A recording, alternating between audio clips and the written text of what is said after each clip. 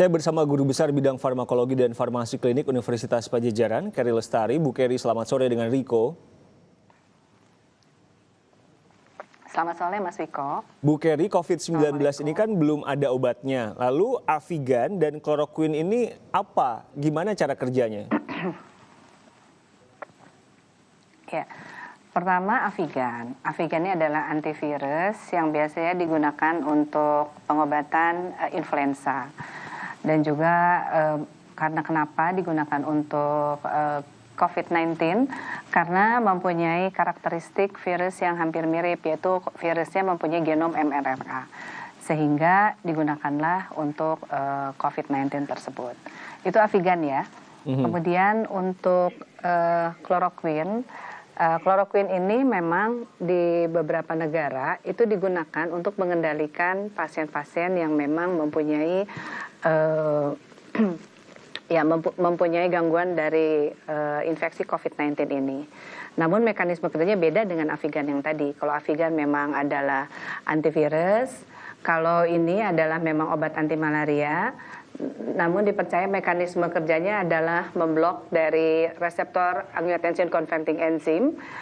Nah, di mana itu adalah dipercaya sebagai berdasarkan hasil riset sebagai tempat masuknya dari COVID-19. Sehingga menjadikan COVID-19 ini tidak bisa bereplikasi dan tidak bisa mempengaruhi dari sel-sel yang sehat. Dan tentu saja beberapa negara di luar seperti Cina, kemudian juga di USA dan juga di Eropa juga digunakan obat-obat ini, termasuk di Malaysia. Dan itu memang mempunyai efektivitas yang baik. Dan tadi pagi saya mendapatkan informasi dari sejawat guru besar dokter spesialis penyakit dalam, obat ini sudah mulai digunakan baik chloroquine maupun hidroksikloroquine dan mempunyai performa yang baik untuk memperbaiki kondisi pasien. Jadi obat ini bisa diterapkan ke semua pasien COVID-19 atau gimana sebetulnya, Bu? Ya, dalam kondisi seperti ini, maka memang kita mencari obat untuk mengendalikan COVID-19 ini. Namun pencarian obat baru itu memerlukan waktu yang lama. Sehingga dalam hal ini yang paling realistis adalah bagaimana kita menggunakan obat-obat yang ada, yang memang tersedia, dalam konsep repurposing drug untuk membantu life saving dari pasien-pasien yang ada.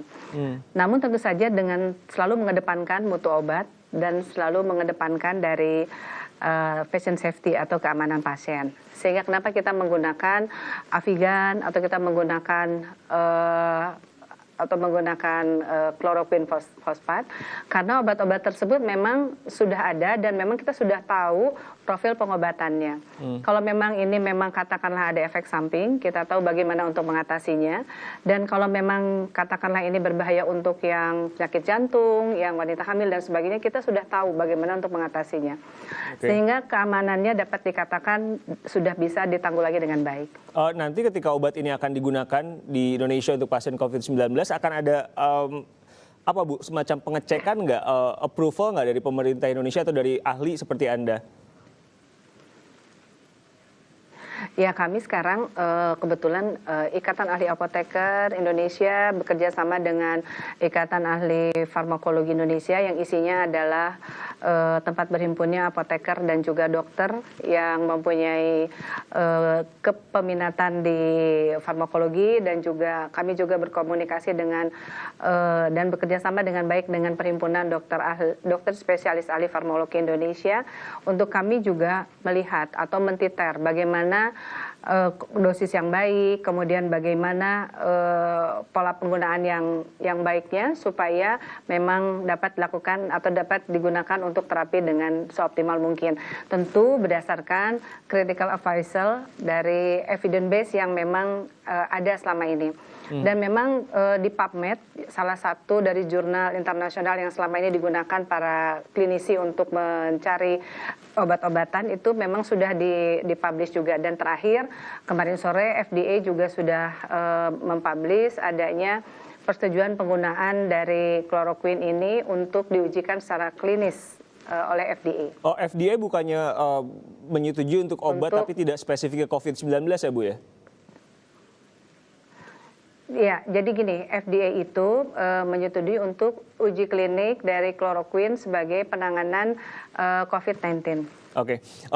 Ibu Kerry, saya ingin lebih banyak tahu soal Avigan dan kloroquine ini. Avigan ini kan obat influenza. Nah, kloroquine kina ya Bu ya, kalau tidak salah ya. Koreksi saya kalau salah. Nah, apa yang membedakan atau gimana? Jadi gini, gini, saya cerita dulu ya antara kloroquine dengan kina. Silakan Ibu. Gini, kloroquine ini adalah senyawa sintetis. Dan kina itu adalah senyawa bahan alam. Kloroquine ini mempunyai dasar struktur molekul yang hampir sama dengan kinin. Kinin itu adalah zat aktif yang ada dalam ekstrak kina. Nah, oleh karena itu, maka dua-duanya ini mempunyai aktivitas anti malaria dengan mekanisme kerja yang sama. Kemudian kami dari Unpad melakukan juga kajian yang mendalam terhadap kedua struktur tersebut, baik itu struktur dari kloroquine maupun struktur itu dari struktur kinin. Kita coba dengan pemodelan docking di komputer, bagaimana sih ikatannya terhadap reseptor dari angiotensin converting enzyme tempat si virus tersebut masuk ke dalam sel. Ternyata memang kenapa saya sampaikan bahwa kinin ini punya potensi untuk digunakan juga seperti kloroquine. Karena apa? Karena kinin ini mempunyai ikatan atau binding koefisien dengan reseptornya itu lebih kuat daripada kloroquine. Dan tahun 1940 pernah terjadi resistensi terhadap kloroquine sebagai anti malaria, dan pada saat itu pun diganti dengan kinin dan hasilnya baik. Jadi tapi tentu saja penggunaan kinin atau yang terkandung di dalam pil kina sebagai untuk pengendalian dari COVID-19 itu memerlukan uji klinik terlebih Bu Kerry, perbincangan ini terlalu teknis mungkin untuk penonton, tapi intinya yang ingin saya coba pastikan adalah kita tadi kan Ibu bicara soal kina. Kalau dari farmakologi, ikatan farmakologi, saya tahu Ibu sedang bekerja meneliti ini semua. Nah, kita memang soal yang kloroquine deh, kita tidak bisa memproduksi sendiri ya Bu, karena kan kita juga akrab dengan pil kina. Ya, jadi gini, jangan campur adukan antara kloroquine dengan pil kina. Jadi kalau kloroquine sulfat ini bahan bakunya adalah sintetis. Bahan bakunya kita import, di Indonesia itu dimanufaktur. I see. Nah, kalau kinin itu berasal dari ekstrak kina. Bahan bakunya ada di Indonesia. Nah, sehingga Indonesia itu mandiri dari sisi bahan baku maupun manufakturnya.